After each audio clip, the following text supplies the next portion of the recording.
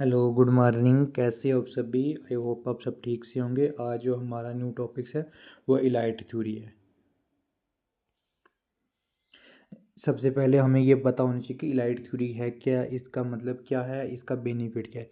सबसे पहले हम ये देखते हैं, the elite theory come from French word elite which literally means chosen few और the best one. In political terms elites are small powerful groups of people who hold the highest levels of decision making power influence wealth authority in society. तो ये हम ये कह सकते हैं elite theory का मतलब है एक छोटा सा ग्रुप जो सोसाइटी में सबसे बड़ा पावरफुल हो और डिसीजन मेकिंग अथॉरिटी रखता हो, चाहे वो पॉलिटिकल हो, इकोनॉमी हो या मिलिट्री हो। इलाइट सबसे ऊपर होता है, वो डिसीजन लेता है। जैसे आप देखें, इलाइट का मतलब ये होता है कि कुछ ऐसा बंदा, कुछ ऐसा इंसान जो क्या करे, एक अपने मतलब अपनी चीज़ में मतलब कर सके, उसके ऊपर काम कर सके। जैसे लाइट थ्योरी का है कि मतलब एक दूसरे के साथ चूजन करना, फ्री करना, बेस्ट वन, अपना बेस्ट वन देना। उसमें ये कहा है, इसमें लाइट थ्योरी में क्या हो सकते हैं, ग्रुप्स भी हो सकते हैं और उसके बाद highest level of decision making भी हो सकता है। इसमें इन्फ्लुएंस करना, चाहे वो इकोनॉमिक्स हो, चाहे वेल्थ हो, चाहे वो अथॉरिटी सोसाइटी हो। ठीक है। अगर हम एग्जाम्पल की बात करें तो इसमें सबसे पहले एग्जाम्पल किसकी आती है, पॉलिटिशियन की आती है, सीईओ की आती है, जर्नल की आती है, जज की आती है। ये सबसे बड़े अलाइड होते हैं कितने अपनी फील्ड में। तो हम ये कह सकते हैं एक ऐसा बंदा जो क्या करे, पूरी सोसाइटी को क्या करे, कंट्रोल कर से मतलब हुनर रखे। जैसे पॉलिटिशियन हो जिसमें एमएलए हो गया, एमपी हो गया, सीईओ हो गया, जर्नल हो गया, जज हो गया। तो ये होता है इलाइट का मतलब। तो हम आप देखते हैं इसका कि इलाइट थ्योरी का ओरिजिन कहाँ हुआ था। तो इलाइट थ्योरी का सबसे पहले हम हिस्टोरिकल बैकग्राउंड की बात करते हैं। The concept of elite was first study in structure way in late 19 and 20 century. Early elite was emergence critic of liberate theories, जिसमें ये बताया गया था कि रियल पावर पब्लिक के पास नहीं बल्कि एक सिलेक्टेड लोगों के पास होती है। ठीक। तो हमें सबसे पहले ये पता होना चाहिए कि जो इलाइट थ्योरी का स्ट्रक्चर जो बना था वो कब बना था, 19 और 20 सेंचुरी में बना था। तो उसमें इलाइट थ्योरी ने जो क्रिटिक किया था, इसमें लिबरल डेमोक्रेसी में कहा गया, जिसमें ये कहा गया था कि रियल पावर लोगों के पास नहीं बल्कि एक सिलेक्टेड लीडर के पास होती है। अगर हम देखेंगे कि इनके पास इलाइट थ्योरी में थिंकर्स कौन से हैं, मेन हमारा कंसेप्ट थिंकर्स होता है। इसमें थिंकर्स में ये कह सकते हैं कि प्लाटो जो है वो इटली से हैं, जिसमें क्या कंट्रीब्यूशन किया था, कंट्रीब्यूशन ऑफ इलाइट थ्योरीज। उसके मास्को में ये भी इटली के थे, इसने पॉलिटिकल फार्मूला रूलिंग्स वर्सी रूल्ड की बात की थी। रॉबर्ट माइकल की बात की थी, ये जर्मनी से, इन्होंने आयरन्स ऑफ एलिगेंस की बात की थी। हम क्या करेंगे, इनको वन बाय वन अच्छे से पढ़ेंगे कि हर थिंकर्स को अच्छे डिटेल्स में पढ़ेंगे, क्योंकि ये पॉलिटिकल साइंस का मेन इंपॉर्टेंट टॉपिक्स होता है। तो हम इसकी ट्रिक्स की बात करें तो इसमें ट्रिक्स में ये कह सकते हैं पीएमएम प्लाटो मास्को माइकल्स, और इसमें ये कह सकते हैं पीएम मोदी भी एक इलाइट है। ठीक। आई होप आपको इनको थिंकर्स का समझ आ गया होगा कि इसको कैसे पढ़ना है, इसको कैसे ट्रिक्स याद करनी है। और सबसे पहले हम देखते हैं इलाइट थ्योरी का जो कोर आइडिया है वो क्या है, मतलब इलाइट थ्योरी का बेसिक लॉजिक्स क्या है, इसको कैसे तैयार किया जाता है। सबसे पहले ये देखा जाता है कि इलाइट थ्योरी जो है वो all society regardless of how democratic are equals they must seems are always divided into two basic classification. तो इसमें ये कह सकते हैं कि जो इलाइट थ्योरी है, जो सोसाइटी रिगार्डलेस है, दो तरह की तरह से मतलब तकसीम किया जाता है। सबसे पहला कहता है रूलिंग मिनोरिटी और रूल मेजोरिटी। मतलब ये कहा जाता है कि कुछ ऐसी पावर जो होती हैं वो किसके पास होती हैं, जो मिनोरिटी के पास होती है। इसमें हो गया who take major decision hold power and control institution. Ruled में हो गया who fold the rules who follow the rules and are subject to decision make the elites. तो आपको ये समझ आ गया होगा कि जो एलाइड थ्योरी के दो तरह से इन्होंने डिवाइड किया था, जिसमें rule of minority, rule of majority में ये कहा गया था। जो रूल ऑफ मिनोरिटी में जो पॉलिटिकल इकोनॉमिक या मिलिट्री डिसीजन लेते हैं, और में मासिस में लोगों के में हो गया कि जो डिसीजन एक्सेप्ट करते हैं बिना अथॉरिटी के। तो कुछ ऐसे चीज़ें जो आपको क्या होना चाहिए, ये लोगों की ज़रूरत पड़े, जो लोगों के काम होने चाहिए, तो उसके ऊपर क्या करना चाहिए, अलाइड मिनोरिटी की बात है। और मैसेज में हो गया कि बिना किसी डिसीजन अथॉरिटी के आप ये काम कर सकते हैं।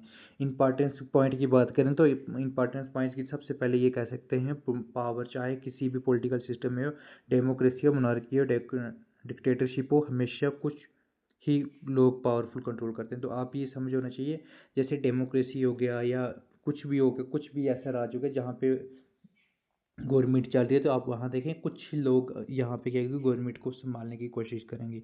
चाहे आप डेमोक्रेसी की बात करें, आप इंडिया की बात करें, तो इंडिया में कौन है जो मतलब भी देखें, कुछ ही लोग हैं ना जो मतलब वो चला रहे, चाहे वो कांग्रेस के हो, चाहे वो बीजेपी के हो, चाहे अदर्स पार्टी के, तो उसमें देखो कुछ ही लोग जो हैं वो डोमिनेट कर रहे हैं।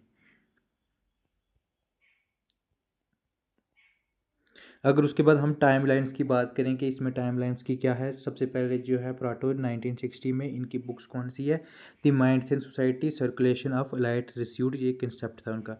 और उसके बाद मास्को की बात करें तो उसमें 1939 में, और इनकी जो बुक्स थी वो कौन सी थी, रूलिंग क्लास, और उसके बाद जो की कंसेप्ट थे, पॉलिटिकल फार्मूला, क्लास डिवीजन। 1911 में रॉबर्ट माइकल की बात हो रही थी, इसमें जो पॉलिटिकल पार्टीज थी, आयरन ओलगनसी की कंसेप्ट था। अगर उसके बाद हम जेम्स की बात करें 1931 में, इनका जो बुक्स थी वो the marginal revolutions, rise of margin elites, और 1959 में मिल्स की बात हो रही थी, power elites, institution elite in USA, और कार्ल की बात हो ideology and utopia, democratic elitism.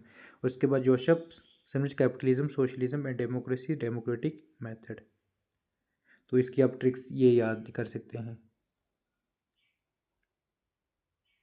और उसके बाद हमारा ये कंसर्न होता है कि elite theory importance in political science में क्यों हो, कि क्या मतलब अहमियत है जो डेमोक्रेसी में हो ज़रूरत है। डेमोक्रेसी के नाम पर जनता सिर्फ वोट देती है, लेकिन असल फैसला इलाइट लोग लेते हैं। ये थ्योरी बताती है कि चाहे लोग वोट कितने, डिसीजन मेकिंग कंट्रोल हमेशा कुछ लोगों के पास रहती है। जैसे देखिए अलाइट थ्योरी का क्या मतलब है, अलाइट थ्योरी का ये इंपॉर्टेंट है कि जैसे हम समझते हैं कि लोग वोट देते हैं तो उससे क्या होगी, गवर्नमेंट चलेगी, गवर्नमेंट को कैसे फॉलो होगा, गवर्नमेंट कैसे उसके ऊपर काम करेगी। तो इसमें ये देखेंगे कुछ ही लोग जो होते हैं जो कहते हैं गवर्नमेंट को चलाते हैं। जैसे आप देख सकते हैं पॉलिटिकल पार्टीज होगी, मीडिया हो गया, बिजनेस हो गया एंड मिलिट्री हो गया।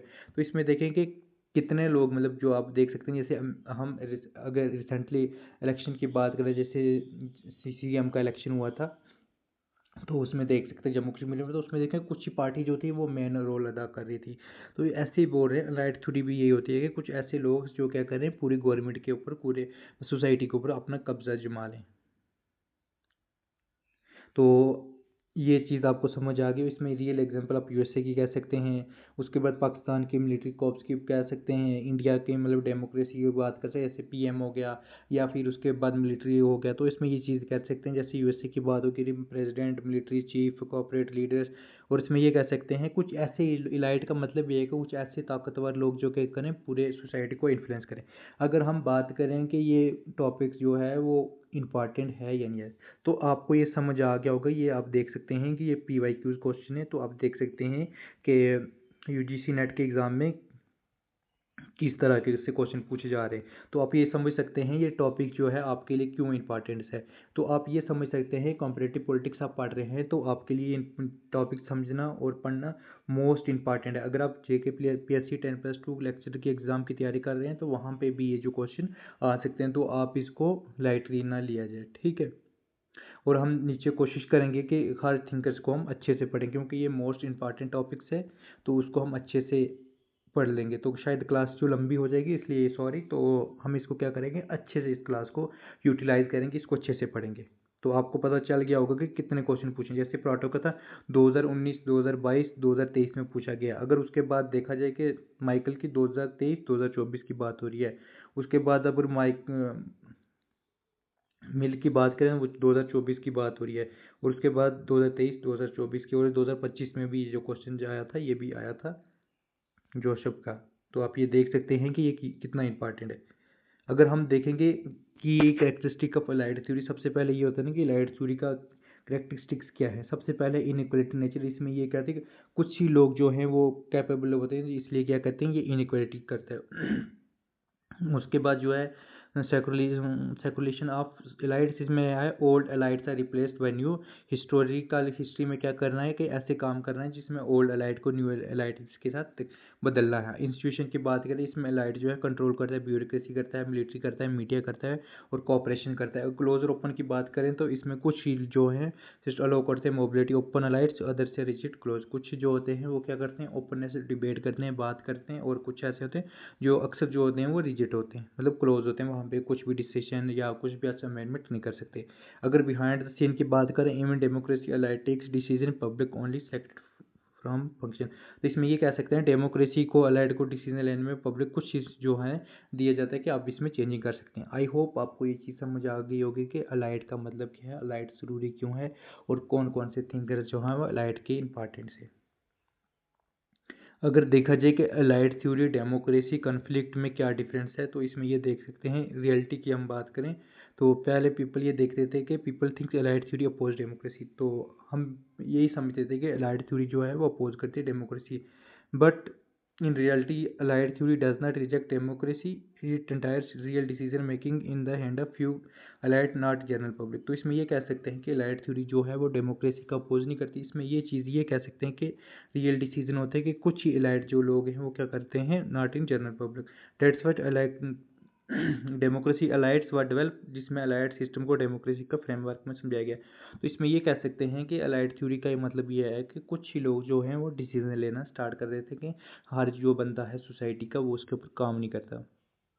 अगर हम कंक्लूजन की बात करें तो इसमें इसमें देख सकते हैं कि अलाइड थ्योरी का एक रियलिस्टिक थ्योरी है जो बताती है चाहे सिस्टम कुछ भी हो, असली पावर सिर्फ कुछ लोगों के पास होती है। ये थ्योरी समझाती है कि पॉलिटिकल पावर ऑलवेज कॉन्सर्न कर होती है कि डेमोक्रेसी में पब्लिक सिर्फ उन लीडर को चूज करती है जहां बिहाफ का रूल करते हैं। तो आप ये देखिए डेमोक्रेसी में भी हम चीज़ अगर देखेंगे एज ए स्टूडेंट हम समझते हैं, तो हम क्या समझते हैं कि क्या कौन लीडर जो होगा वो आप हमारी आवाज़ उठाएगा, कौन लीडर होगा जो हमारे ऊपर बात करे, कौन लोग जो हमारी बात सुनेंगे, तो हम उसी को वोट देते हैं। जो बंदा मतलब अच्छे से बोल नहीं पा रहा होगा, ये जो काम नहीं कर रहा होगा, जिसको समझ नहीं होगी, उसको भी हम लीडर्स नहीं बनाते। तो ये हम कह सकते हैं कि पॉलिटिकल पावर्स में भी जो अलाइड्स लोग जो चूज़ करते हैं उसमें भी जो होते हैं हम अपना मतलब देखते हैं कि कौन सा बेस्ट करें।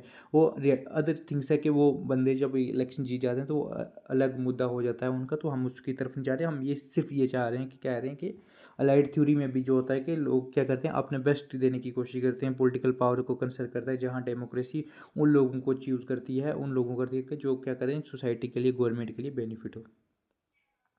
अब क्या हम करेंगे, जो हमने ऊपर पढ़े हैं थिंकर्स, हम उनको क्या करेंगे अच्छे से एक्सप्लेन करेंगे, उनको समझेंगे कि इन थिंकर्स में क्या डिफरेंस है। सबसे पहले हम ये देखेंगे प्लाटो की जो है, तो उसमें ये देख सकते हैं 1848 से लेके 1923 में, 1848 में इनका बर्थ हुआ था और 1923 में इनकी डेथ हुई थी। ये कहाँ से थे, ये इटालियन थे, सोशलिस्ट थे, और इकोनॉमिक्स और पॉलिटिकल साइंस है। और इनका जो मेजर जो सिस्टमेटिकल लाइट थ्योरी था वो था क्या था, थ्योरी ऑफ अलाइट्स, और इनका कंसेप्ट क्या था, सर्कुलेशन ऑफ अलाइट्स। तो ये आप चीज़ मेन चीज़ दो याद कर सकते हैं।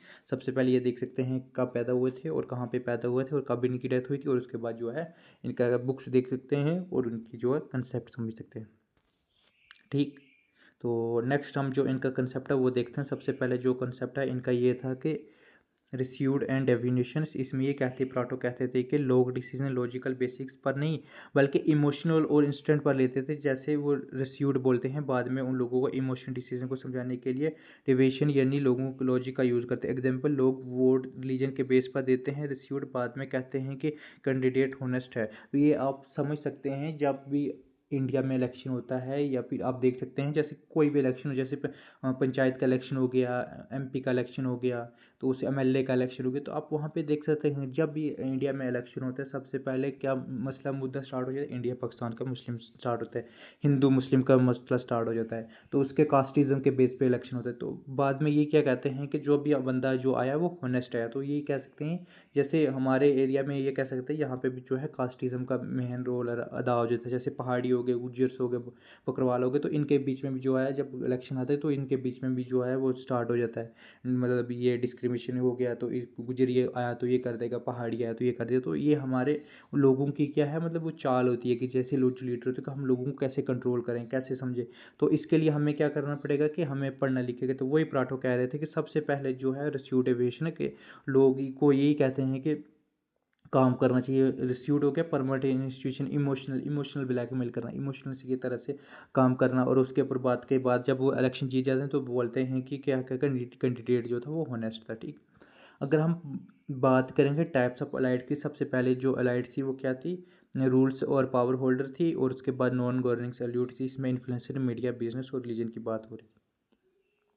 इसमें ये कह सकते हैं गवर्निंग रूल में ये कह सकते हैं जो एक्चुअल मतलब रूल में था वो कौन थे, वो पावरफुल लोग थे, ये थे।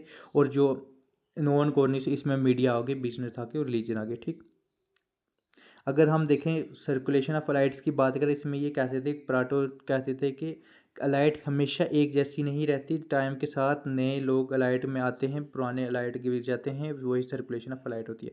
तो इसमें ये कह सकते हैं कि अलाइट का थ्योरी का मतलब ये था कि हमेशा एक जैसी नहीं रहती थी। इसमें ये कहते टाइम के साथ जो थे वो लोग चेंज होते जाते थे और उसके साथ वो अलाइट को गिरते भी थे और उसके बाद काम भी करते। अगर हम कोटेशन अलर्ट की बात करें, ये मोस्ट इंपॉर्टेंट कोटेशन आप ये देख सकते हैं 2019 में आया था। इसमें ये कहा गया था, हिस्ट्री इज द ग्रेवेड ऑफ एस्ट्रोक्रेसी।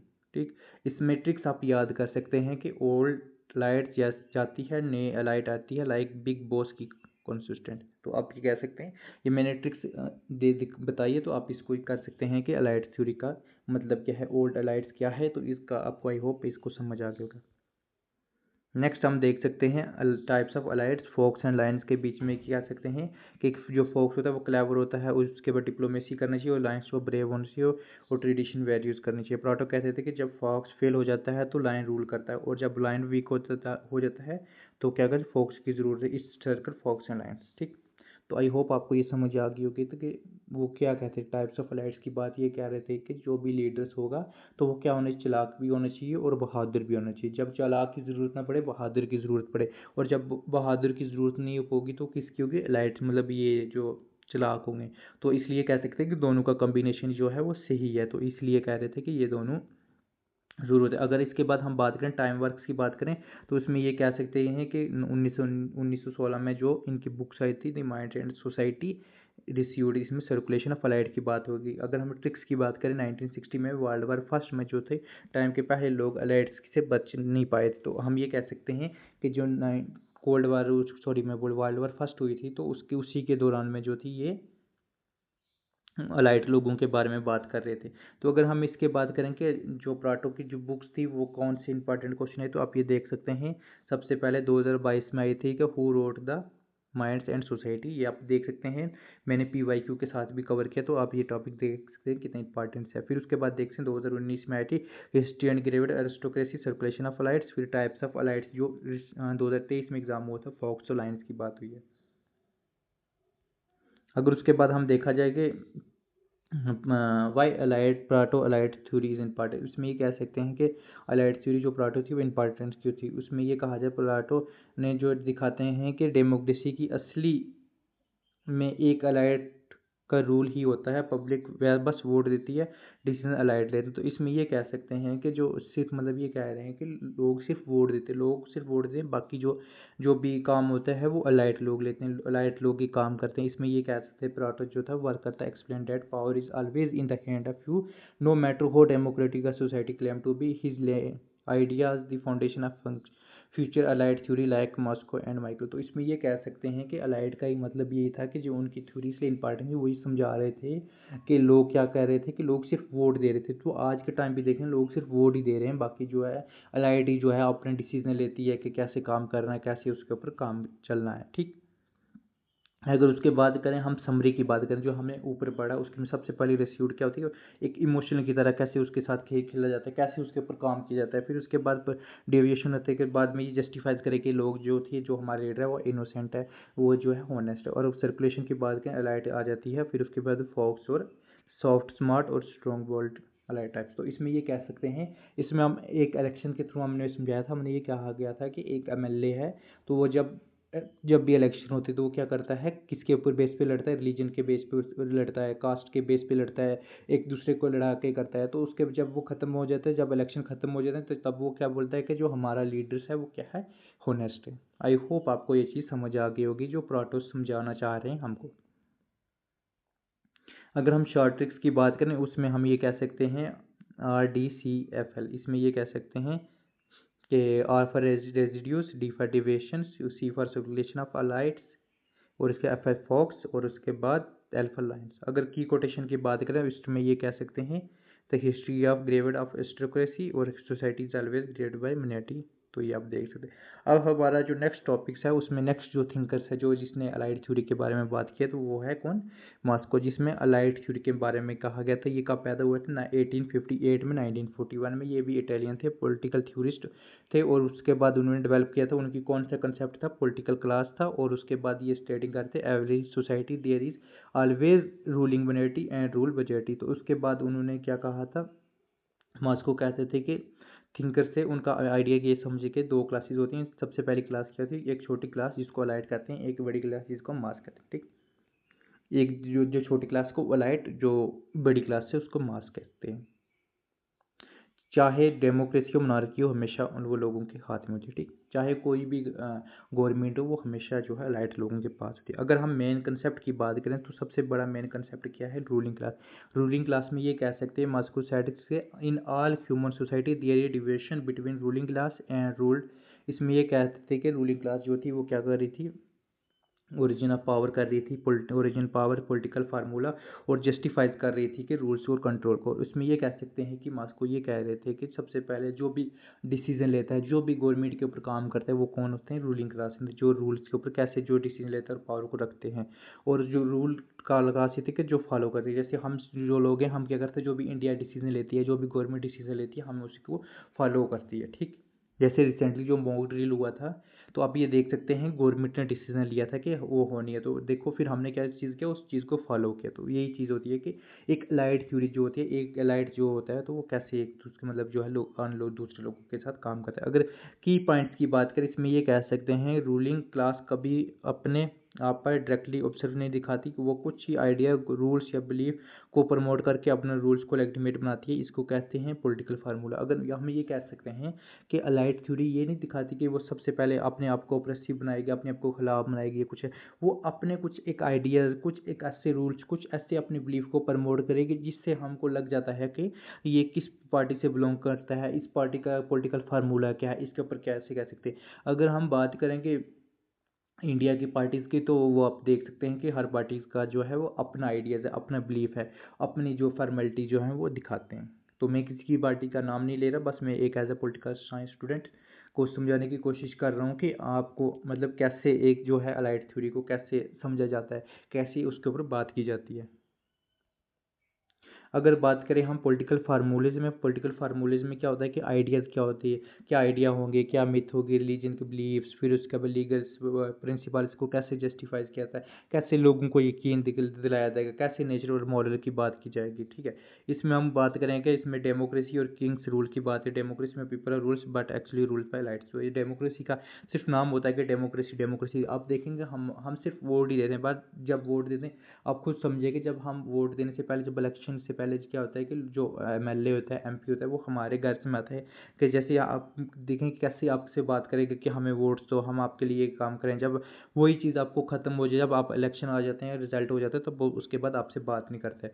तो वो क्या बोलते हैं फिर, वो कुछ अलाइट्स जो होते हैं वो काम करते हैं कि हमने किसको काम देना है, किसके ऊपर बात करें। तो ये चीज़ होती है किंग्स रूल्स बाय गुडविल। इसमें डिवाइन राइट्स की बात होती है। एग्जाम्पल की बात करें, डेमोक्रेसी में लोग सोचते हैं कि उनका रिप्रेजेंटेटिव रूल्स कर रहा है, लेकिन वो असली पावर तो अलाइट के पास है। तो आप ये कह सकते हैं जैसे एमएलए हमारा जो रिप्रेजेंटेटिव होगा, तो वो क्या हम सोच रहे हैं कि जो हमारा जो एमएलए वो ही रिप्रेजेंट कर रहा है तो हमारे, लेकिन मेन मसला है कि मेन चीज़ क्या होती है कि जो भी होता है एमपी होगा या फिर प्राइम मिनिस्टर होगा या फिर जो कैबिनेट मिनिस्टर होगा, उनकी सेम मेन अलाइट उनके पास है। वो चाहेंगे तो इन लोगों को क्या होंगे, बेनिफिट देंगे। तो आप ये कह सकते हैं कि अलाइट का मतलब ये है कि कुछ लोग जो होते हैं वो क्या करते हैं, अपनी ताकत के साथ काम करते हैं। अगर उसके बाद हम की कोटेशन की बात करें, इसमें ये कह सकते हैं in our society two class of peoples the rulers and ruler. इसमें ये कह सकते हैं कि सोसाइटी में दो क्लास होती है। एक में होता है कि रूल रूल कौन करता है, जैसे प्राइम मिनिस्टर हो गया, और उसके बाद जो रूल्ड हो गए, जैसे जो सोसाइटी जो पीपल्स हो गए, ठीक। आई होप आपको ये चीज़ समझ आ गई।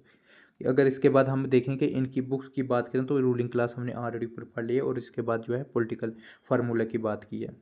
अगर आप देख सकते हैं कि ये क्वेश्चन कब आए थे, तो आप ये देख सकते हैं 2022, 2023, 2024 और 2025 में भी आया है। रिसेंटली जो 6 जनवरी 2025 का एग्ज़ाम आया था, वहाँ भी ये क्वेश्चन आया था। तो आप ये देख सकते हैं कि अगर हम बात करें कंपरेटिव पॉलिटिक्स में ये देख सकते हैं प्लाटो और मास्को के अगर हम डिफरेंशिएट करें, सबसे पहले एलाइड थ्योरी में फॉक्स और लाइन की बात करें, इसमें रूलिंग क्लास और रूल्ड क्लास की बात करती है। और पावर ट्रांजेक्शन की बात करें, सर्कुलेशन ऑफ लाइट की बात करें, इसमें इंस्टीट्यूशनल रूल्स की बात करें, लिग्टिमेसी की बात करें, इसमें डिविएशन की बात करें, इसमें पॉलिटिकल फार्मूले की बात करें। फोकस जो था वो फिजियोलॉजी, सोशोलॉजी और इंस्टीट्यूशन की बात करें, ये दोनों का ही सेम ही था। अगर उसके बाद ट्रिक्स की बात करें तो प्लाटो क्या कर रहे थे, इमोशन के साथ कर रहे ज्यूड के, और उसके बाद मस्को जो थे फोकस ऑन सिस्टम इंस्टीट्यूशन की बात कर रहे, ठीक। अगर मैं ये कह सकते कि मास्को समझते हैं कि डेमोक्रेसी के नाम पर अलाइट लोग ही रूल करते हैं, पब्लिक सिर्फ लगता है कि उनके ऊपर काम असली लोग जो हमने ये ऊपर पढ़ लिया है कि रेलिवेंस आज के टाइम पे ये क्या है, रेलिवेंस है, रेलिवेंस यही है कि लोग को ये हम लोगों को ये लगता है कि जो हमने सिर्फ वोट दिए तो वो जो हम क्या है पावरफुल है, लेकिन ऐसा कुछ नहीं है। लोग जो हैं जो पीपल हैं वो क्या करते हैं, सिर्फ वोट देते हैं, बाकी जो पावर होती है जो रूल्स होते हैं वो कंट्रोल करता है एलाइट लोग ही करते हैं। तो इसमें पॉलिटिकल फार्मूला एक पॉलिटिकल ट्रिक्स जो क्लासिंग रूल्स को नेचुरल रूल को बना देते, तो इसमें ये कह सकते हैं अलाइट का भी मेन मकसद क्या है कि हम कैसे एक रूल को करें, कैसे एक चीज़ के ऊपर काम करें। तो हम इसकी अगर शॉर्ट ट्रिक्स की बात करें तो इसमें RPF की बात हो रही है, ठीक। RPF, R for ruling class, P for political formula, F for follower rule class, ठीक। आई होप आपको ये चीज़ जो मैं समझा रहा हूँ आपको समझ आ रही होगी कि हम कहना क्या चाह रहे हैं, हम समझना क्या चाह रहे हैं। रूलिंग क्लास जो सोसाइटी कंट्रोल करती है, ठीक। वो पॉलिटिकल फार्मूला का इसमें आइडिया और बिलीफ की बात होती है, और मॉरल्स को रूल्ड क्लास के आम जनता जो रूलिंग का डिसीजन को फॉलो करती है, ठीक। जैसे आप ये कह सकते हैं, जैसे आप रूलिंग क्लास में ये कह सकते हैं रूल्ड क्लास जो होती है या रूलिंग क्लास कौन होगी, जैसे हमारे मम्मी पापा, और उसके बाद पॉलिटिकल फार्मूला की कि इन बच्चों को कैसे हम इसको यूटिलाइज करेंगे, कैसे उनको पढ़ाएं, कैसे ट्रिक करके, और रूल्ड क्लास के जो हम होते हैं, जो पापा जो मम्मा डिसीजन लेते हैं हम उसको फॉलो करते हैं, ठीक। नेक्स्ट जो हमारे थिंकर्स हैं वो रॉबर्ट माइकल की बात हुई है, और इनकी जो बुक्स है आयरन लॉ ऑफ ओलोगेंसी की बात हो रही है। इसमें हम ये देख सकते हैं कि जो रॉबर्ट माइकल थे 1876 में जो थे वो 1876 में पैदा हुए थे, और 1936 में उनकी डेथ हुई थी। ये कहाँ पे पैदा हुए थे, जर्मनी, इटालियन में, जो सोशोलॉजिस्ट थे और पॉलिटिकल थिंकर्स थे। और उसके बाद इन्होंने क्या किया, डीपली इन्फ्लुएंस, किससे इन्फ्लुएंस थे, प्लाटो और मास्को से, तो और becomes a famous for his theory iron's law of oligarchy. तो ये आप कह सकते हैं पहले इन जो हमने ऊपर थिंकर्स पढ़े उनसे इन्फ्लुएंस थे, फिर उसके बाद इन्होंने अपनी जो बुक्स थी अपना कंसेप्ट जो दिया वो दिया था। उसमें ये कहा गया था कि रॉबर्ट माइकल एक जर्मन थे, और उन्होंने क्या कहते हैं पॉलिटिकल सोशोलॉजी पर एक्सपर्ट किया था। उनका मेन आइडिया ये था कि ये चाहते थे कितनी भी डेमोक्रेसी सिस्टम हो, आखिर में जो पावरफुल होती है वो कुछ ही लोगों के पास होती है, ठीक। तो उसके बाद जो इनका कंसेप्ट, तो इसमें ये कह सकते हैं कि सबसे चाहे कोई भी पॉलिटिकल पार्टी ऑर्गेनाइजेशन शुरू में डेमोक्रेसी, लेकिन टाइम के साथ सिर्फ कुछ ही पावर लोगों के पास कंसंट्रेट हो जाती है। तो ये मुझे आपको समझाने की ज़रूरत नहीं है कि हर थिंकर्स का मेन जो हम अलाइड पढ़ रहे हैं तो इसका मेन मकसद यही है कि इंडिया में कितनी भी, आप खुद समझिए इंडिया में डेमोक्रेसी है ना, इंडिया में सबसे बड़ी डेमोक्रेसी, लेकिन आप खुद समझिए कि जो भी कुछ जो पावर होती है वो किसका, कुछ लोगों के पास होती है, अलाइट्स के पास होती है, जो क्या है पूरे को जो है गवर्नमेंट्स को चलाती है, जो गवर्नमेंट के ऊपर काम करती है, जो वो डिसीजन लेते हैं तो वही हमें फॉलो करने पड़ते हैं। आई होप आपको ये चीज़ समझ आ गई होगी। अगर उसके बाद हम देखेंगे why does this happen, reason मतलब रीज़न क्या है, मेन रीज़न क्या है, तो हम ये देख सकते हैं।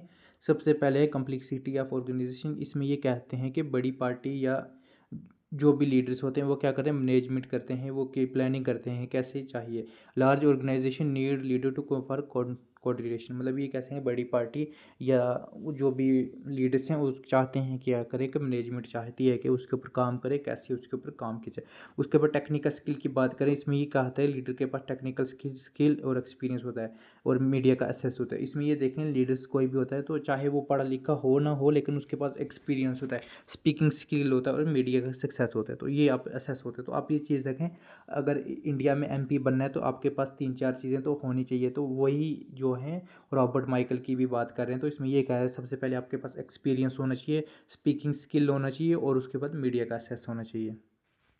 उसके बाद कंट्रोल कम्युनिकेशन की बात करें, इसमें ये क्या होना चाहिए, leaders control flow info to members, मतलब लीडर को, मतलब जो भी लीडरशिप होगा तो वो कम्युनिकेट करे लोगों को, और कैसे कंट्रोल करता है, कैसे उसके ऊपर अपनी बातों के साथ लोगों को इन्फ्लुएंस करता है, वो भी चीज़ होती है।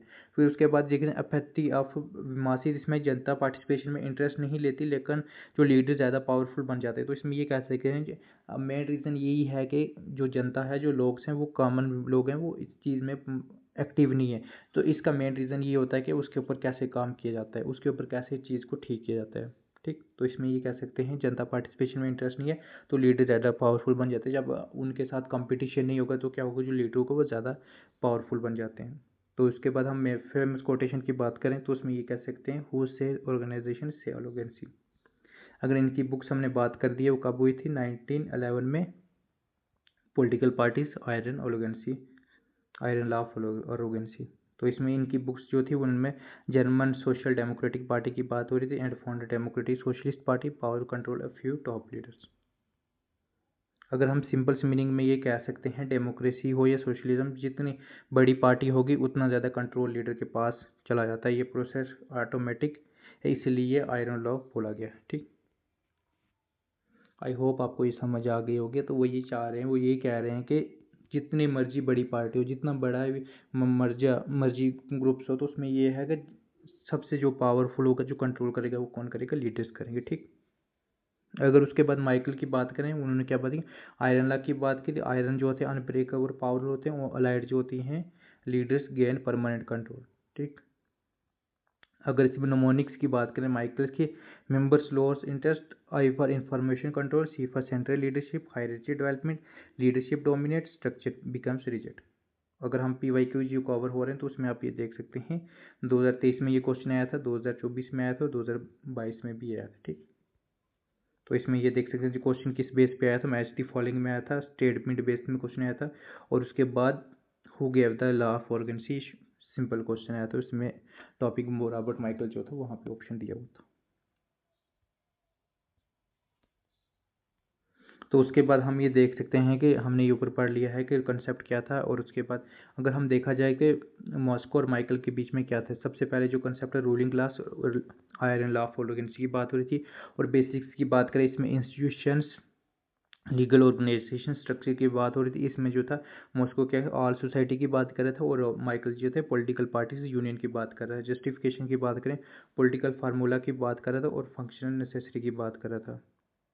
अगर हम ये देखें कि आज के टाइम पे ये रेलिवेंस है, तो इसमें ये कह सकते हैं कि आज भी डेमोक्रेसी में डिसीजन ज़्यादातर टॉप लीडर लेते हैं, सिर्फ जनता सिर्फ वोटिंग तक सीमित रहती है। ये भी माइकल एक ऑर्गेनाइजेशन का मतलब ऑर्गेनाइजेशन में ये कह सकते हैं कि आज के टाइम पे भी क्या हो रहा है कि डेमोक्रेसी में भी जो है कुछ लोग जो हैं वो डिसीजन लेते हैं, लोग सिर्फ वोट देते हैं। ठीक, लोग सिर्फ एक वोट का मोहरा है, बाकी जो है जो भी काम होता है वो कौन करता है, अलाइट लोग करते हैं। तो आपको ये समझ आ गया होगा कि इन्होंने किस चीज़ की बात की थी।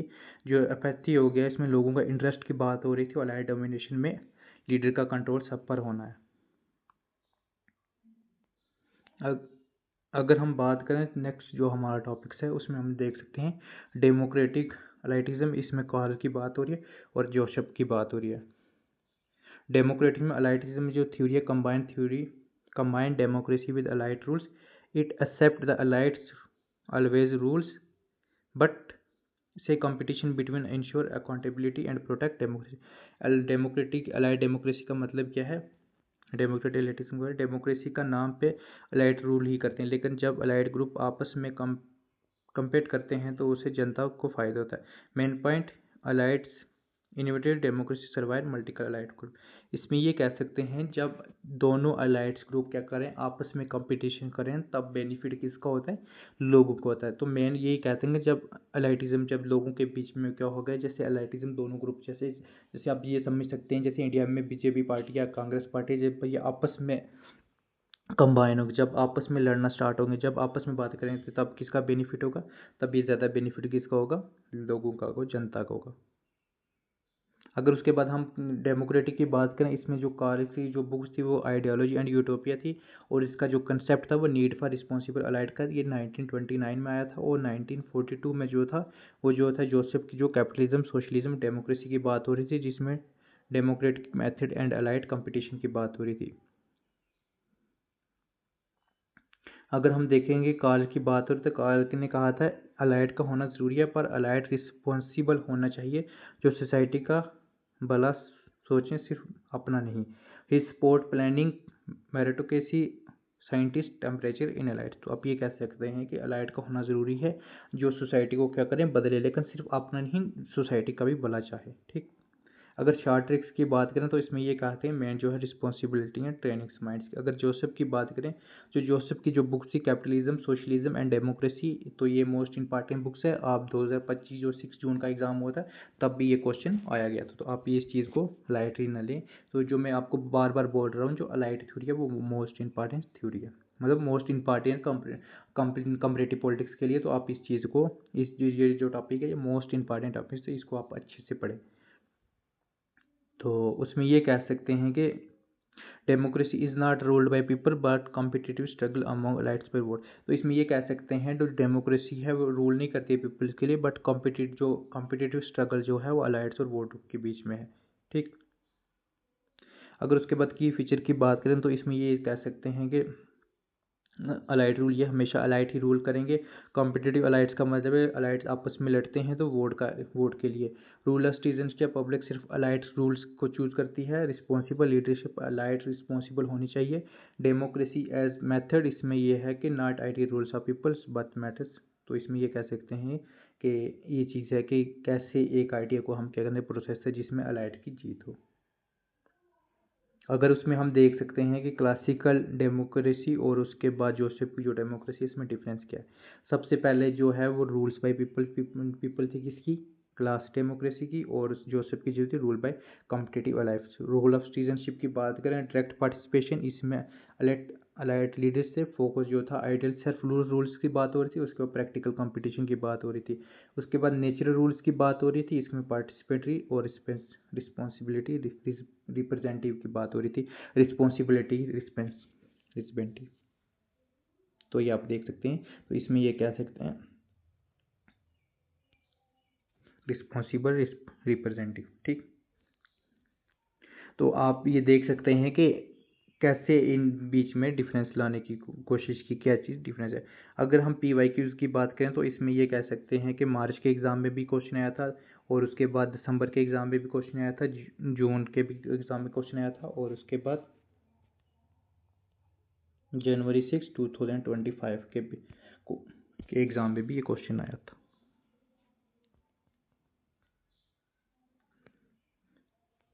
तो आप ये देख सकते हैं कि आज के टाइम पे ये रेलिवेंस है, तो आज के समय पे भी जनता सिर्फ वोट देती है, रूल सिर्फ नेता लेते हैं, और नेता ऑफिसर और बिजनेस वाले ही करते हैं, यानी अलाइड रूल अभी भी चल रहा है। ठीक। अगर आप ये देख सकते हैं, अगर फाइनल थॉट्स की बात करें, इसमें ये कहते हैं democratic elitisms does not destroy democracy, it explain how democracy survive through elite competitions.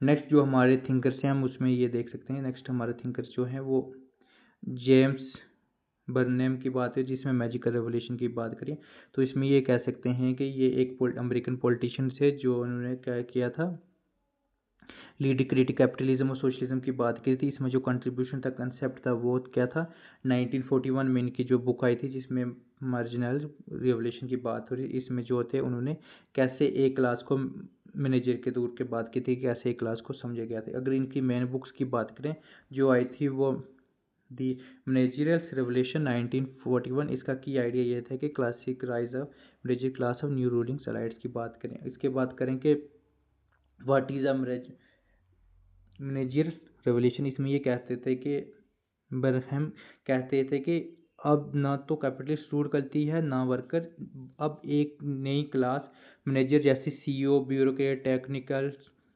और टेक्नोलॉजी और उसके बाद कंट्रोल करते हैं जो लोग क्या कर ज़माने के लाइट से। इसमें ये कहते थे कि जो भी आज के टाइम पे रूल्स करते हैं वो नई क्लास है, जिसमें जो है जो अच्छे मतलब जो है रूलिंग अमीर लोग रिच लोग क्या कहते हैं, जैसे ब्यूरोक्रेट आ गए, टेक्नोलॉजिकल आ गए, उसके बाद सीईओ आ गए, या और जो हैं बिजनेसमैन आ गए जो क्या करें इसके ऊपर काम करें, तो उसके ऊपर क्या कहते हैं कि इसको मैनेज करें, तो यही चीज़ जो है अलाइड कहती है।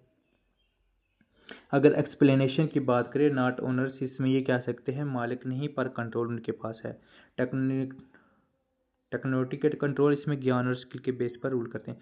तो आप देख सकते हैं डेमोक्रेसी में भी ये चीज़ होती है कि जो मैनेज करते हैं, जो भी गवर्नमेंट पार्टी को चलाते हैं, वो क्या करते हैं मालिक नहीं होते पर कंट्रोल उनके पास होता है। तो उसके ऊर काम चीज़ कैसे, जैसे आप देखते हैं बीजेपी के अंडर जो है वो आरएसएस होगी, या फिर कांग्रेस के पास और जो होगा वो अलाइड ग्रुप होगा। तो ये आप समझ सकते हैं जो क्या कर सकते हैं, पावरफुल नहीं होते लेकिन मतलब क्या कर सकते हैं कंट्रोल कर सकते हैं। उसके बाद हम देख रहे हैं अगर क्रॉस सिस्टम की बात करें, इसमें हर सिस्टम में ये क्लास एग्जिस्ट करती है। स्टेबल रूल्स की बात करें, पावर स्टेबल और सिक्योर बनता है, और उसका नॉन डेमोक्रेटिक पब्लिक का इनके पर डायरेक्ट कंट्रोल नहीं है। अगर उसके बाद रियल लाइफ एग्जांपल की बात करें, सेक्टर्स में आईएएस वाले जो टॉप ब्यूरोक्रेट होते हैं, इकोनॉमिक्स में सीईओ सीएफओ कॉर्पोरेट्स, और मिलिट्री में टॉप आर्मी ऑफिसर, और उसके बाद एजुकेशन में वाइस चांसलर, और उसके बाद ग्लोबल ऑर्गेनाइजेशन में आईएमएफ डब्ल्यूटीओ यूएन देख सकते हैं। फिर उसके बाद आप देख सकते हैं difference between capitalist and marginalised rules, इसमें ये कह सकते हैं सबसे कैपिटलिस्ट में ओनरशिप होती है, इसमें एक्सपर्टाइज बेस्ड होती है, इसमें private institution professional manager rules होते हैं, और इसमें प्रॉफिट होता है, इसमें कंट्रोल होता है, इसमें powerful from properties power from organisation rules की बात हो रही है। और आज के टाइम पे ये देख सकते हैं क्या, ये इन पार्ट आज के समय पे पीएम या प्रेसिडेंट रूल नहीं, सिर्फ एक डिसीजन तो आईएएस कंपनी के सीईओ टॉप एग्जीक्यूट लेते हैं, ये करने का मेजर अलाइस है। तो हम इसका मेन कंक्लूजन देख सकते हैं जो हमने पढ़ा है, इसमें ये कह सकते हैं जैसे आज के टाइम पे देखें इंडिया का जो प्राइम मिनिस्टर है या फिर प्रेसिडेंट है, जैसे देखें जो भी काम होता है वो कौन करता है, कैबिनेट करता है, और जो भी उसके अंडर सेक्रेटरी होते हैं वो काम करते हैं, जिसमें आईएएस हो गए या एग्जीक्यूटिव हो गए या फाइनेंशियल इंस्टीट्यूशन हो गया, वो क्या करते हैं उस चीज़ के ऊपर काम करते हैं। जब वो चीज़ बन जाती है उसके बाद क्या करते हैं पीएम जो है उसके ऊपर मतलब अपना बात कर रखते हैं, जो भी फिर उसके बाद बिल जो बनता है, जैसे आप देखें कोई भी बिल बनता है तो उससे पहले उसके ऊपर लॉन्ग डिस्कशन होती है, जो कैबिनेट होती है, जैसे जो भी सेक्रेटरीज वगैरह होते हैं उसके ऊपर काम करते हैं, जब फिर उसके बाद वो चीज़ जो होती है वो पार्लियामेंट जाती है, फिर उसके बाद जो है प्राइम मिनिस्टर हो गया, फिर उसके बाद लोकसभा राज्यसभा में जाता है बिल, फिर बिल जाने के बाद वो जो है प्रेसिडेंट उसको अप्रूवल करता है, वो फिर एक्ट बन जाता है। तो ये आप भी देख सकते हैं, ये मोस्ट इंपॉर्टेंट है क्वेश्चन, जो 2023 में भी आया था और 2024 में भी आया था बोथ शिफ्ट में। और ये क्वेश्चन क्या आया था, स्टेट बेस आया था, और उसके मैच दी फॉलोइंग आया था। अगर हम देखा जाए कि नेक्स्ट जो है सी डब्ल्यू मिल्स की बात हो रही है, ये फेमस अमेरिकन सोशोलॉजिस्ट जो क्रिटिकल एनालाइज पावर की बात कर रहे थे, यूएसए में थे, और इसमें ये जो थी इनकी पावर अलाइड की बात हो रही है 1956 में, जो उन्होंने फ्यू इंटेलेक्ट की बात की थी, एक इंस्टीट्यूशन। इसमें ये कहा था सी डब्ल्यू मिल्स में एक अमेरिकन सोशोलॉजिस्ट थे जिन्होंने दिखाया था कि अमेरिका जैसे डेमोक्रेसी में भी असली पावर आम लोगों के हाथ में नहीं। उनकी बुक्स पावर अलाइड्स में उन्होंने बताया था कि पॉलिटिकल मिलिट्री और बिजनेस अलाइड मिलकर पूरे सिस्टम को कंट्रोल करते हैं। ठीक, तो आप ये कह सकते हैं कि जो सी मिल्स ने बात की थी तो उसमें ये कह सकते हैं कि जो उनकी अपनी बुक्स में उन्होंने बोला गया था कि जो भी पावरफुल होते हैं वो सबसे पहले जो है अलाइड्स के होते हैं, वो पॉलिटिकल्स मिलिट्री और बिजनेसमैन जो हैं अलाइड का मिलकर काम करते हैं और अलाइड का पूरा सिस्टम को कंट्रोल करते हैं। ठीक, तो उनकी बुक्स आपको पता चल गई 1956 में आई थी, और इनका मेन यही था कि एक ट्रायंगल के बेस पे जो है मिलिट्री बिजनेसमैन अलाइड को काम करते हैं। और आज के टाइम पे देखें अगर इंडिया में कोई भी गवर्नमेंट है तो उसमें आप देखें कि इन तीनों चीज़ों का, तीनों का नहीं दोनों का तो काम भी होगा ना, गवर्नमेंट और बिजनेसमैन जो है एक पार्टीज को बनाने में अपलिफ्ट करने में मदद करते हैं। और उसके बाद अगर हम बात करें कि पावरफुल अलाइड्स की बात करें, इसमें ये कहा गया था कि मिल्स कहते हैं कि डेमोक्रेसी में असली कंट्रोल तीन अलाइड्स ग्रुप के पास होता है, पॉलिटिकल अलाइड्स, मिलिट्री अलाइड और कोऑपरेटिव अलाइड्स। ठीक, पॉलिटिकल अलाइड्स में आ गया टॉप गवर्नमेंट ऑफिशियल्स, और मिलिट्री में आ गया senior defence and army leaders, और उसके बाद कॉर्पोरेट अलाइड में सीईओ एंड बिजनेस की बात हो रही है। ठीक है। अगर ये आप पावरफुल अलाइट्स में आप हमने बात करी, गवर्नमेंट, मिलिट्री और बिजनेसमैन की बात हो रही है, ठीक। अगर मैं की फीचर की बात करें, सबसे पहले है इंटरलॉकिंग अलाइट्स की बात करें। इसमें some people shift rules between governments, army and business में। इसमें क्या कह देते हैं कि एक अलाइड सेक्टर्स और से दूसरे स्विच करते हैं। तो उसके बाद सोशल सिमिलरिटी में all elites come from similar groups classes में क्या एक ही जैसे जो थे रीच, एजुकेटेड और कनेक्टेड लोग जो थे वो उसके साथ कनेक्ट होते थे पार्टीज के तहत। Hidden controls appear democratic but decision made by fuse behind scenes. इसमें ये कहते थे कि डेमोक्रेटिक्स के पीछे जो है लाइट्स रूल्स जो डिसीजन करते थे। मास में ये कह सकते हैं कि common people feel powerful and distress, आम लोग जो थे सिर्फ स्पेक्टर्स बन जाते थे।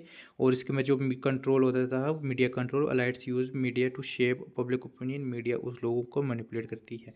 तो आप ये कह सकते हैं कि जो भी डिसीजन होता है ना, जैसे आप देखें रिसेंटली जो बीजेपी, मतलब आप देखेंगे गवर्नमेंट बनी है, तो उसमें ये देख सकते हैं कि जो 2024 के बाद, तो आप ये देखें जो भी रूल जो भी होते हैं, बात होती है, जो भी काम करते हैं, वो कौन काम करता है, तो वो जो होते हैं वो अलाइट्स ग्रुप करते हैं। तो फिर उनको अलाइट्स ग्रुप जो बात करते हैं उनको मानना पड़ता है एज ए गवर्नमेंट को। तभी जो हम बोलते हैं कि जो भी गवर्नमेंट के साथ जो भी आरएसएस काम बोलती है, जो भी कुछ बोलती है, तो उसके ऊपर काम करते हैं, ठीक। तो अलाइट ग्रुप जो होते हैं एक पार्टी को बनाने में मतलब मेन रोल अदा करते हैं।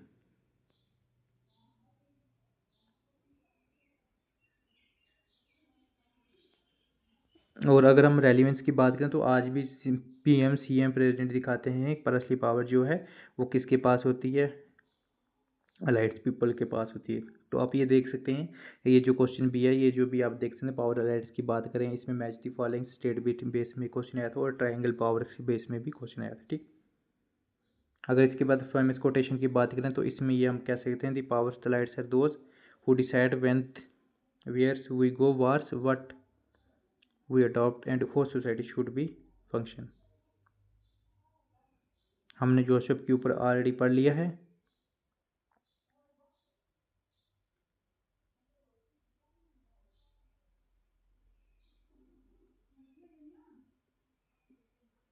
अगर हम क्रिटिसिज्म की बात करें, इसमें ये कह सकते हैं मार्क्सिस्ट जो थे वो अलाइड थ्योरी को इग्नोर कर दे क्लास स्ट्रगल को, और उसके बाद जैसे real powers lies in democratics economics class, जिसमें ब्रजियस की बात की थी, ठीक है। अगर प्लूरिस्ट की बात करें, इसमें ये कह रहे हैं प्लूरिस्ट कहते थे पावर सिर्फ एक ग्रुप के पास नहीं होती बल्कि सारे इंटरेस्ट ग्रुप से मीडिया, एनजीओ, ट्रेड यूनियन भी डिसीजन मेकिंग हिस्सा लेती है। इसमें RTA, activist, journalist, NGO, impact policy, not just political leaders की बात हो रही है। इसमें पार्टिसिपेंट की बात करें, ये थ्योरी कहती है कि लोग सिर्फ वोट देते हैं, बाकी जो काम करते हैं वो अलाइड करते हैं। पार्टिसिपेटरी में थिंकर्स बोलते हैं लोग के हाथ में सिर्फ स्टेज पर शामिल करना चाहिए, जिसमें आप थिंकर्स कह सकते हैं कौन से, C B, Mark person, Rousseau और बार्बर। अगर उसके बाद एथिकल क्रिटिक की बात करें, इसमें ये कह सकते हैं ये theory indirectly non democratic rule को प्रमोट करते हैं, जैसे लोग वोट देते हैं अलाइट अपने हिसाब से करते हैं। इसमें कोटेशन की बात करें, elite turn democracy aristocracy through election. अगर उसके बाद नेक्स्ट देखें, एम्पेरिकल क्रिटिक्स में हर जगह रूल्स अलाइड्स नहीं होते, जैसे लोकल गवर्नेंस या पार्टिसिपेंट्री बजटेड एंड आम लोग जो डिसीजन लेते हैं। अगर इसके बाद हम देखें समरी टेबल की बात करें, इसमें मार्क्सिस्ट जो थे थिंकर कौन से, मार्क्स, ईगल्स, लिनर, पावर जो इकोनॉमिक्स बेस के बाद नॉट अलाइड्स की बात हो रही, और पुलिस्ट में रॉबर्ट डॉल और टर्मिनर की बात हो रही थी, जिसमें पावर डिफ्यूज जो थे, और पार्टिसिपेंट्री की जो बात हो रही थी उसमें मैकपर्सन, रूसो और बर्बर की बात हो रही थी, जिसमें जो थे पीपल शुड एक्टिविटी पार्टिसिपेट कर रहे थे। और एथिकल की बात करें तो इसमें डेमोक्रेटिक थ्योरिस्ट की बात हो रही है, जिसमें इलेक्टिज्म प्रोमोट इनइक्वलिटी कर रहे थे। एम्पेरिकल में locals, decentralisation, scholar elites rule not always and universal. PYQs आप देख सकते हैं।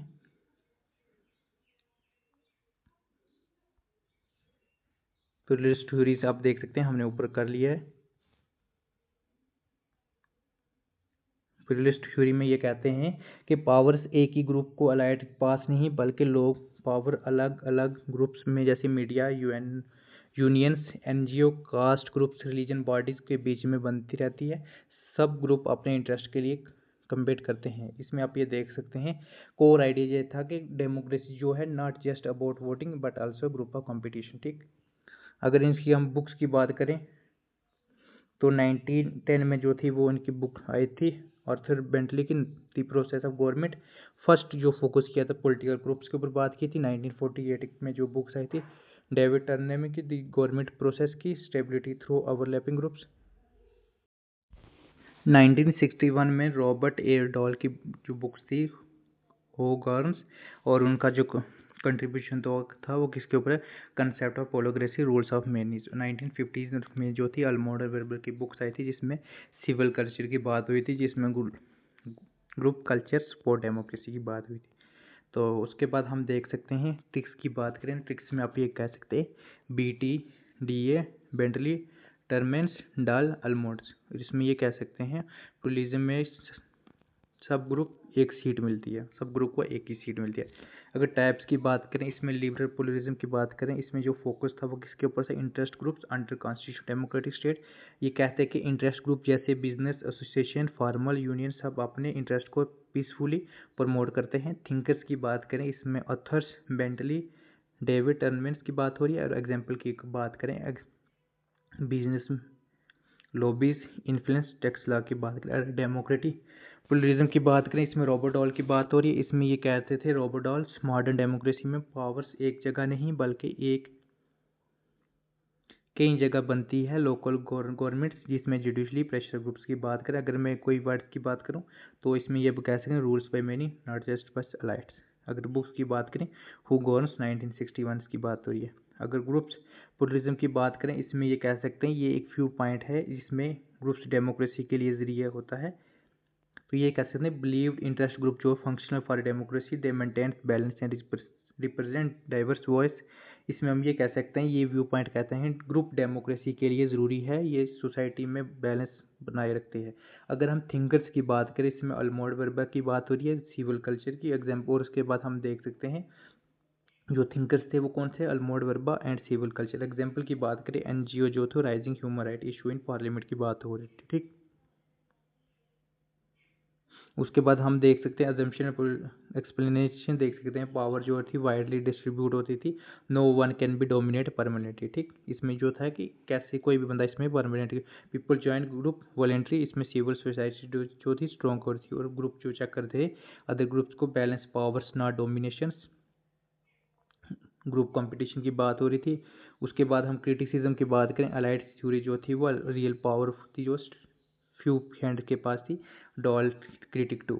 मैक्स जो थे इग्नोर कर रहे थे क्लास एक्सप्लोटेशन, और उसके फेमिनिस्ट जो थे वो जेंडर एक्सप्लोशन इन ग्रुप्स पॉलिटिक्स की बात कर रहे थे। अगर PYQ की बात करें तो आप ये देख सकते हैं essential reasons match the followings, और उसके बाद एक सिंपल क्वेश्चन आया था 2024 में, democratic pluralism versus allied theories, ठीक।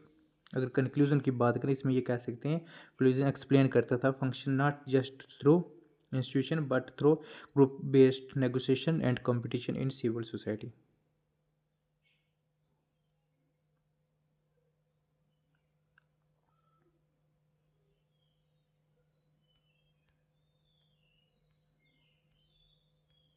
अगर उसके बाद हम देखेंगे कि अलाइड थ्योरी और प्लुरलिज्म थ्योरी में डिफरेंस किया है, ठीक। तो सबसे पहले ब्रीफ के मेन ब्रीफ ये थे, पावर जो थी हैंड ऑफ स्मॉल अलाइड्स की बात हो रही, जिसमें पावर से वाइडली डिस्ट्रीब्यूटेड होता था। इसमें जो सोसाइटी स्ट्रक्चर होता था वो टू ग्रुप्स के होता है, अलाइड्स और मासेस के बीच में होता था, और प्लुरलिज्म में मल्टीपल इंटरेस्ट ग्रुप्स की बात होती है। अगर पावर नेचर की बात करें, इसमें कॉन्सेंट्रेट होता है, डिसेंट्रलाइज होता है। डेमोक्रेसी व्यूज़ की बात करें, इसमें एफेसिरेट होता है, रूल रियल रूल्ड बाय एलाइट्स, इसमें रियल डेमोक्रेसी की बात हो रही थी।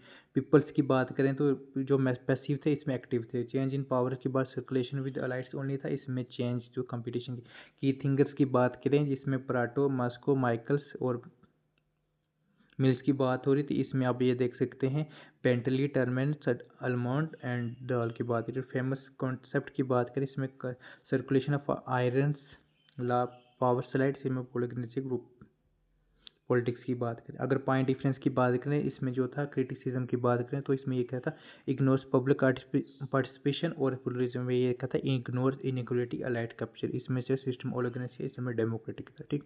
अगर एग्जाम्पल की बात करें तो इसमें अलाइड थ्योरी जो थी वो कॉपरेट कर रही थी पॉलिटिशियन हाइडेंस पावर अलाइड्स, और प्लुरलिज्म में जो था कि वो क्या कर रहे थे, trade union negotiations, NGO lobbyings for RTA। अगर ट्रिक्स फर्स्ट में हम देख सकते हैं elite few plural many's, elites exclusive plural inclusive. अगर ट्रिक्स 2 की बात करें, थिंग्स ऑफ पावर्स के अलाइट्स जो थे cake eaten by few, pluralism में cake shared amongst many people. ठीक, आपको ये अलाइट्स में ये था कि कुछ लोग जो थे वो काम करते हैं, और प्लूरलिज्म में जो था कि केक को शेयर किया जाता है मतलब मेनी ग्रुप्स के साथ। ठीक, और आपको मैंने ऑलरेडी बता दिया था कि जो क्वेश्चन जो हैं वो आए हैं वो देख सकते हैं आप। इसमें ancient reason match the following से ज़्यादा जो क्वेश्चन वो आते रहते हैं। अगर हम कुछ अब इम्पॉर्टेंस जो है एडवांस जो हैं जो हमें पढ़ने चाहिए, मे बी इनमें क्वेश्चन आ जाए। सबसे पहले जो थिंकर्स है वो पीटर बर्च मॉर्टन बर्च से इस 2 पावर फेज की बात करी थी। ये क्या कर रहे, क्रिटिसाइज कर रहे थे डॉल प्लूरलिज्म और ट्रेडिशनल अलाइड्स में।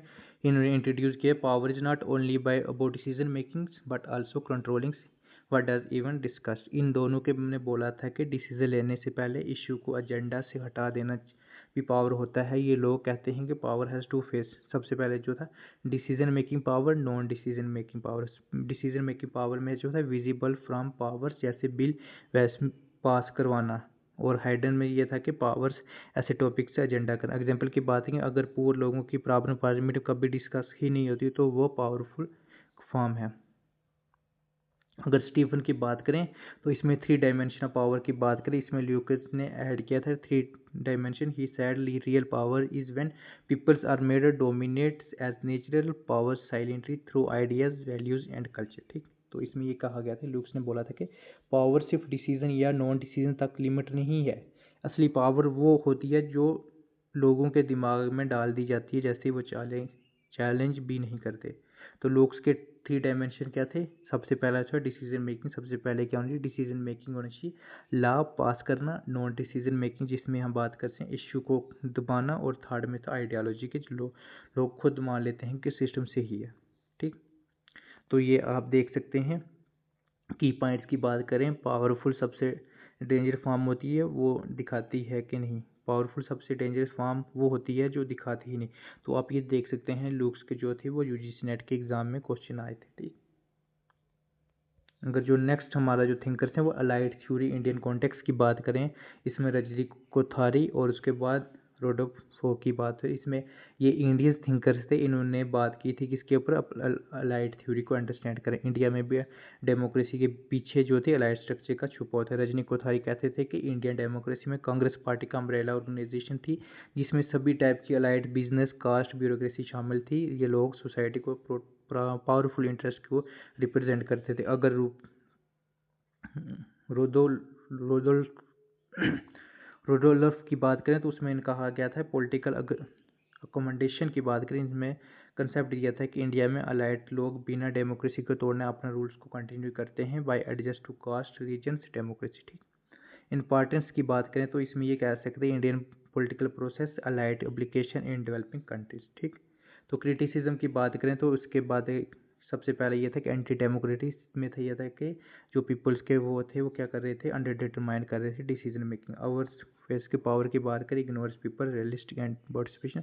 स्टेटिक्स व्यू की बात करें तो assumption same elite through stay in powers, no democratics में ये बात हुई, does not offer how fix unequal structure. तो ये थ्योरी जो थी लोगों को इग्नोर करती थी, हमेशा ये मानती थी कि अलाइड ही रूल करेगा चाहे कुछ भी हो। इसमें कॉमन लोगों को प्रोटेस्ट डिस्टेंस या मूवमेंट सोशल की बात हो रही थी। ठीक, तो ये आप देख सकते हैं कि ये जो क्वेश्चन है वो इम्पॉर्टेंट हैं। तो आप ये देख सकते हैं 2022-23 यूजीसी नेट 23 में क्वेश्चन पूछा था, और कोथोरी का भी क्वेश्चन पूछा गया था। ठीक, तो इन सिंपली हम ये कह सकते हैं कि हमने जितने भी आज की क्लास में देखा है तो उसमें हमने क्या देखा है कि अलाइड थ्योरी जो है वो मेन बेनिफिट करती है लोगों के बीच में। अलाइड सिर्फ मतलब एक ऐसा ग्रुप्स होता है जो ताकत करता है पूरी सोसाइटी को कंट्रोल करने में। ठीक, तो इसमें अलाइड्स में आ जाते हैं बिजनेसमैन आ जाते हैं, उसके बाद एनजीओ आ जाती है, उसके बाद डिफरेंट कैटेगरीज के टाइप्स आ जाती हैं। तो आप देख सकते हैं हर थिंकर्स ने अपने हिसाब से बोला है, जिस टाइम पे वो मतलब थे तो उसी टाइम के हिसाब से बोला गया है कि उनके उनके टाइम पे क्या चीज़ चल रही थी। ठीक, तो आप इस चीज़ को समझ सकते हैं, और आपको ये समझ आ गया होगा कि आज का टॉपिक जो था वो मोस्ट इंपॉर्टेंट है फॉर कॉम्पिटिटिव एग्जाम के लिए। आप पॉलिटिक्स के लिए देख रहे हैं ना, कॉम्पिटिटिव पॉलिटिक्स जो यूनिट 4, तो आप ये एग्ज़ाम के लिए मोस्ट इंपॉर्टेंट। अच्छा, आप चाहे कहीं कोई भी एग्ज़ाम दो, चाहे एमए एंट्रेंस का दो, फिर उसके बाद आप पीएचडी एंट्रेंस का दो, यूजीसी नेट जेके सेट या अदर सेट्स की बात करें या फिर लेक्चर 10+2 की बात करें तो वहाँ पे ये जो है इंपॉर्टेंट यूनिट है, आपको ये इसको अच्छे से पढ़ना है। तो अगर आपको ये PDF चाहिए इस टॉपिक की, तो आप हमारा यूट्यूब जो अबाउट सेक्शन है वहाँ पे जाएं, वहाँ पे मेरे टेलीग्राम चैनल है, वहाँ आप ज्वाइन करोगे तब आपको मैं PDF शेयर कर दूँगा, आप पढ़ सकते हैं। और उसके साथ में जो टेलीग्राम ग्रुप्स है उसमें डेली जो 8:30 PM पे जो क्विज़ होते हैं तो आप वो ज्वाइन कर सकते हो और क्विज़ देख सकते हैं। ठीक है, और आज के लिए इतना ही काफ़ी है। Okay bye, take care, have a nice day, thank you.